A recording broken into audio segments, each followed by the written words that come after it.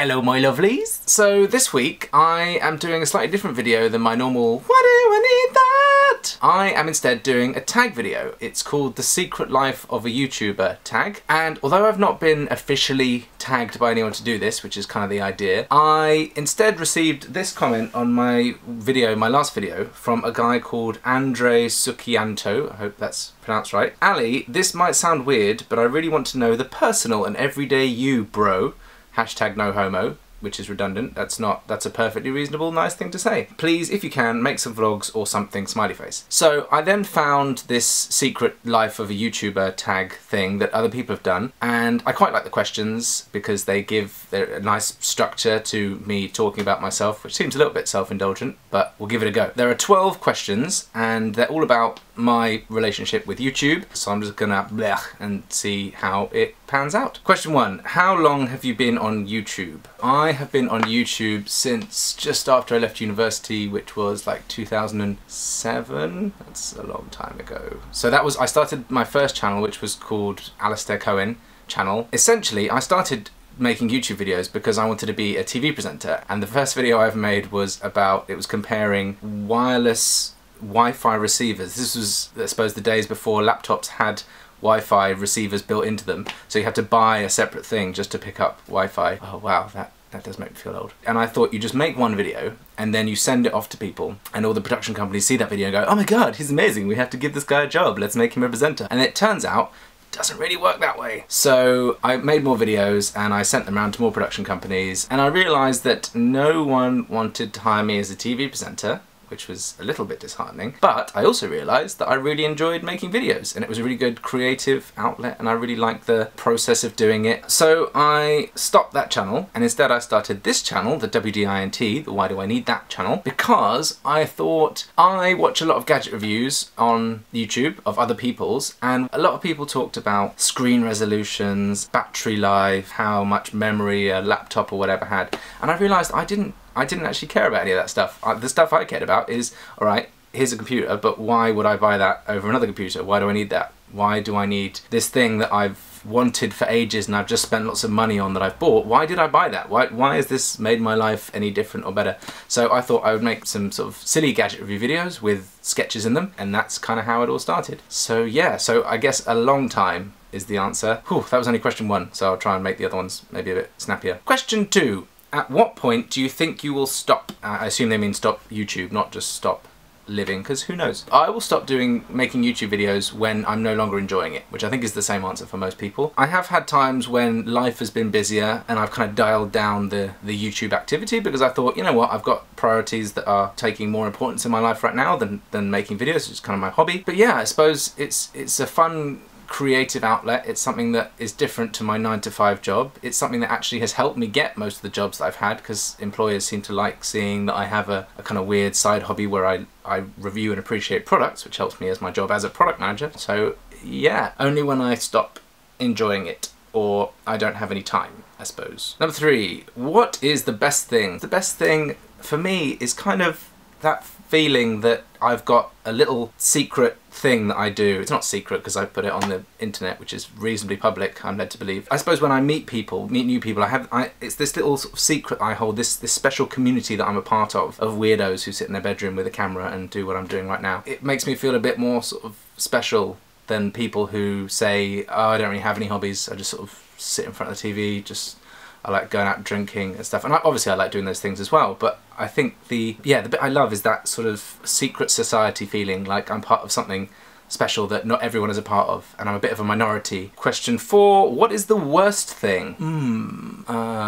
Editing. Editing video editing myself speaking is I mean, it's the best thing because I wouldn't want anyone else to do it, and I would be mortified if I handed over all my footage to someone else to edit it in a style that I didn't like. But it's also, no, that's the worst thing. Motorbikes outside my house. That is by and large, every time I make a video, there's always one on a motorbike. Why? It's not efficient. If it's making that much noise, it means it could be going faster instead of using that energy to make the noise. Motorbikes. But after motorbikes, editing, I suppose, is the worst thing.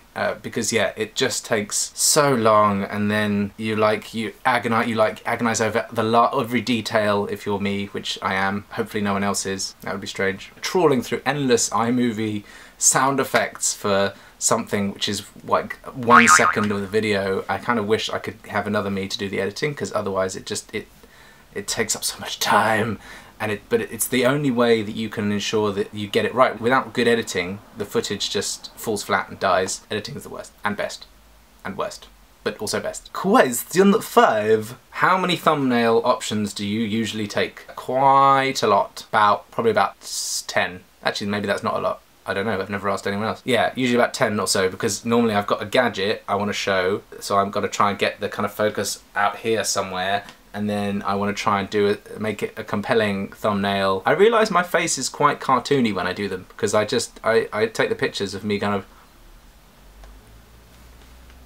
and then look at them afterwards and go, oh, I didn't know my face could do that, which is weird. So yeah, I think that's quite a lot. I've never asked. Maybe that's not a lot. Question 6. Who's your YouTube crush? This is a bit awkward because I have a girlfriend, so she'll probably watch this video, and we've never spoken about that. So who can I say that is...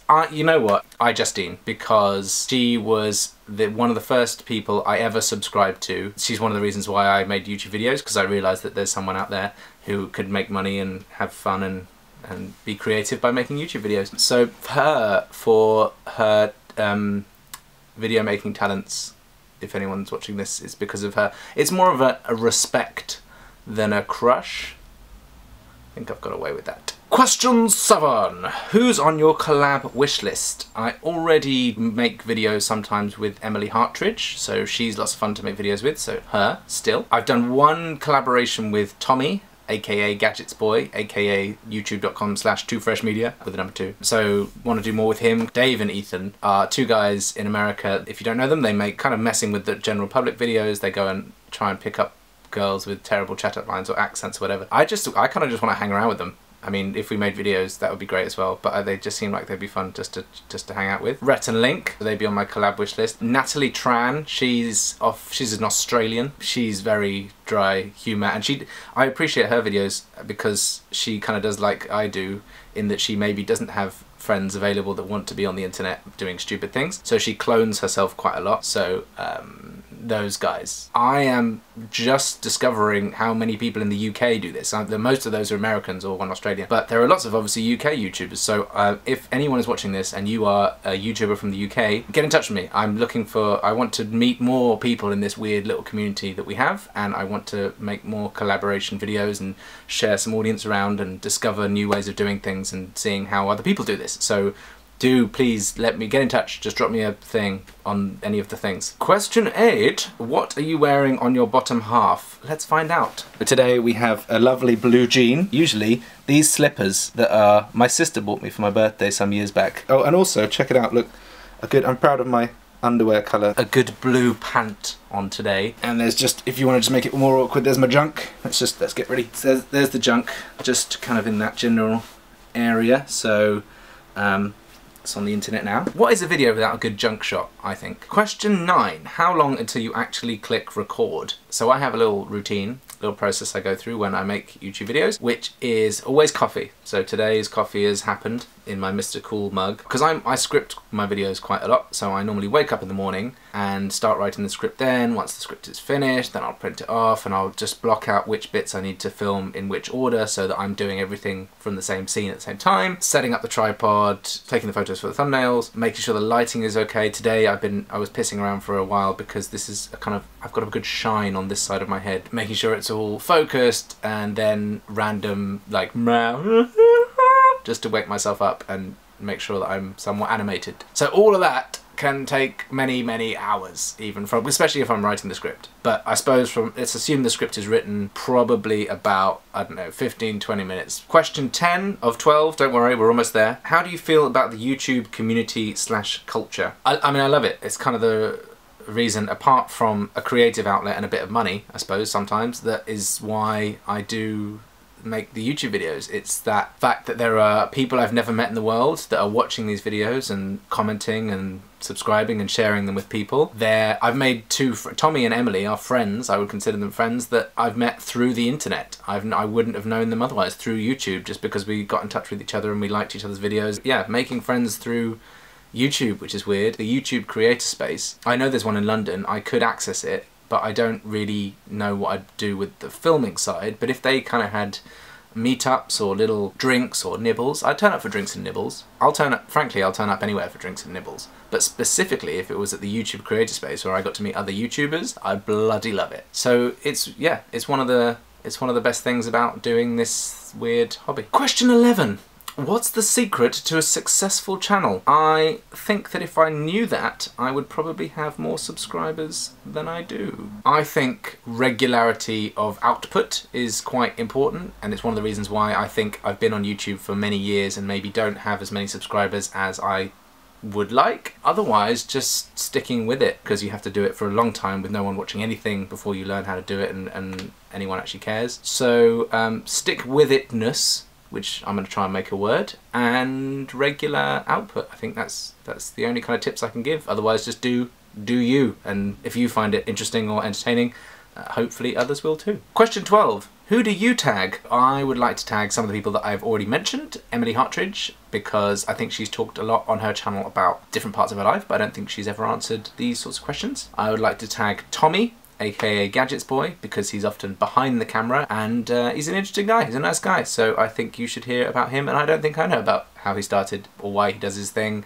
even though we've talked many times. And then the third one I'll tag is Natalie Tran, because I think she's great and it would be interesting. I doubt this will ever reach her because she's like a super famous superstar now, but if it does, if you can help me to get this through to her and tell her that she's been tagged, I'm going to watch the shit out of it, and I think it's going to be very interesting.